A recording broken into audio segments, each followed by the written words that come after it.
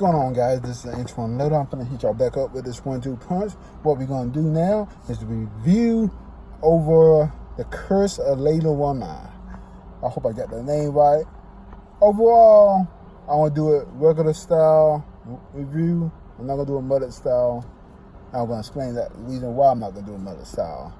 Overall, the reason why I'm not going to do this mudded style is I was personally disappointed in the movie. It says James Wan was a producer. It got like he directed, but he's actually a producer on it. And you can see he has his hand on it, but he's not directing it. And let me explain. This is, for you guys that don't know, the producer put his emphasis on it, and you can tell he got his hand on it, but director, they don't want what the finished product come out of. So it could be any small stuff like, you stand at a 45-degree angle, or it could be like it's too much of one situation in it to make it a good idea, or might be too much of one thing in it. Similar to like when Phil Jackson was coaching basketball and he coached Chicago and LA. When he was coaching them, they're pretty much undefeated. But then he went to the Nets, and he wasn't coaching them, but he was still overseeing them. But people were saying, well, Phil Jackson's still overseeing them. There's just stuff you just don't really see. So overall, I'm not gonna badmouth it, because it did have its good points in the movie, and it's rare for y'all to see me. It's rare for y'all to actually see me badmouth a movie. I don't really badmouth movies because I try to find the good in all movies. But like I say, it kind of disappointed me. It's a light spoiler alert. It's connected up to a universe, and that's pretty much all I'm gonna say. If this movie had came out probably about 10, 15 years ago, it might have did all right, but they didn't play this concept over and over. I'll let y'all watch the movie and y'all see what concept I'm talking about.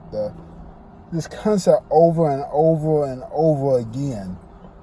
So it's kind of got boring. And although it's a supernatural movie, it's one of those horror movies that you see so many of them, you kind of know where the jump points are. It does have some jump points in the movie that might get you. One actually got me, but nothing real terrifying. Like The Conjuring, it draws you in, You get emotional contact to the characters. But the other ones, this one right here, it put more emphasis on the skill points, but it don't put you emotionally invested in the character. So it's kind of rushed, you understand? Not from my point of view, not bad mouthing all the way. And it's kind of a disappointment because this guy is directing this movie, not bad mouthing him, but he's gonna be, from what I hear, gonna be directing Conjuring 3. And it's kind of disappointing. The reason why I say it's disappointing is because James Wan directed those two movies, so he has his idea on how these movies supposed to go. So unless you got someone that just sit under him years and years and years to know how this guy think, then it's just going to be a different view. And right now, James Wan is pretty much the man in horror movies. So that's my feeling on that. And that's the reason why it got a different vibe. It got a different vibe. He got his touch on it. You can see how he got his touch, but you can see that he'll do different things in the movie.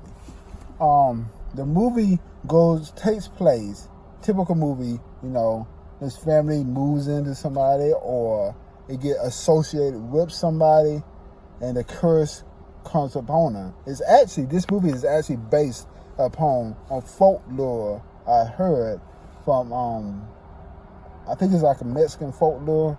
And as you know, most folklores are have ground in shreds of truth. For the most part, probably 80% of it is fake, through time, they stretch details and so forth that, but 20% of it actually had to come from somewhere. So I think the folklore is, once again, like the curse of Lady Warner, but I think we all know it. The folklore is I think it's something like the weeping woman or something like that.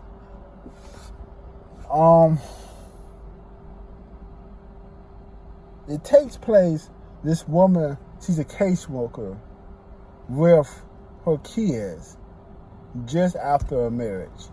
You know, the marriage don't go wrong, but the dad, for unforeseen reason, passes.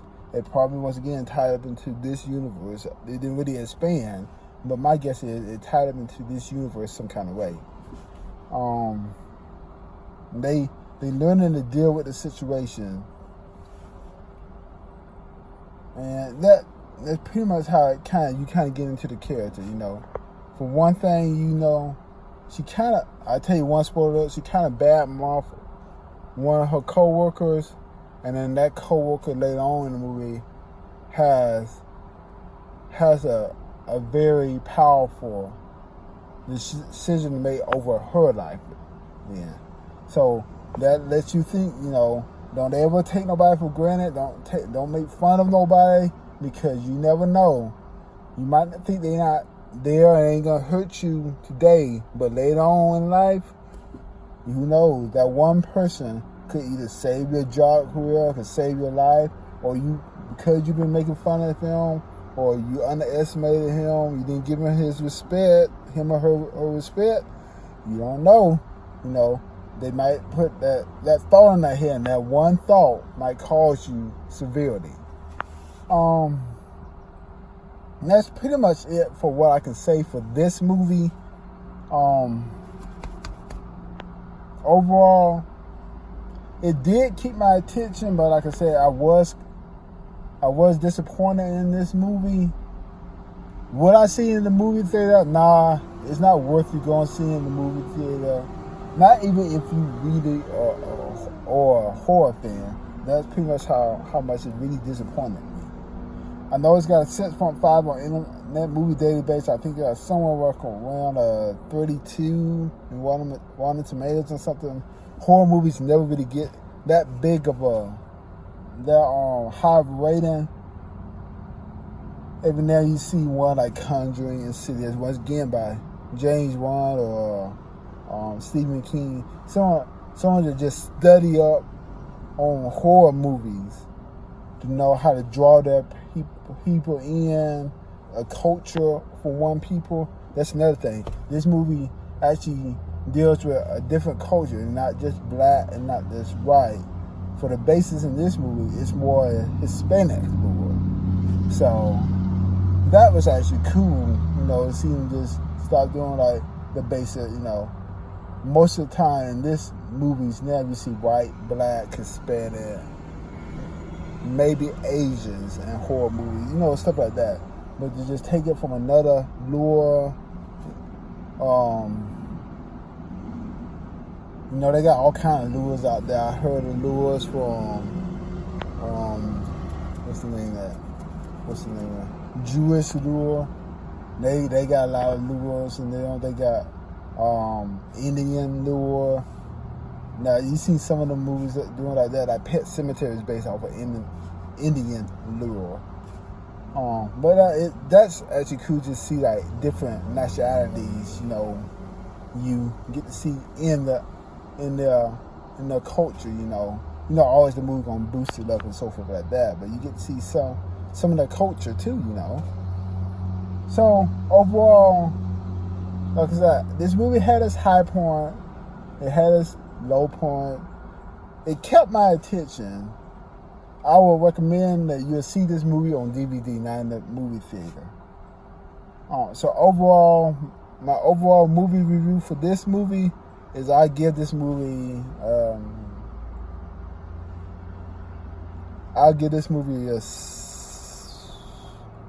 a C plus.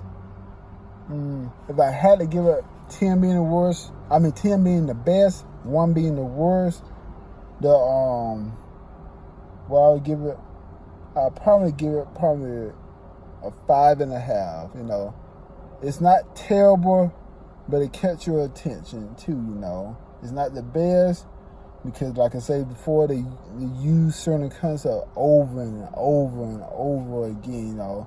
Like the concept, you get to see, like, his example, the concept in superhero movies where they say, well, superheroes don't have to be that dark. So, as we know, some of the superheroes have to be dark.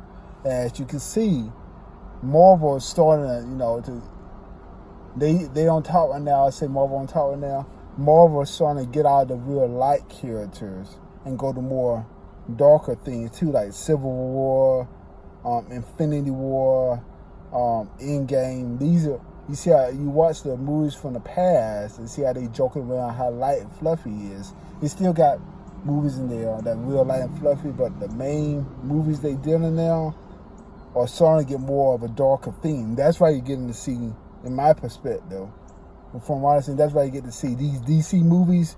They starting to rise again and starting to compete with Marvel again. Marvel not blowing them out of the water again, because you see DC does darker characters. In the same way with all movies, you see romance movies. Well, romance movies, you know, boy meets girl.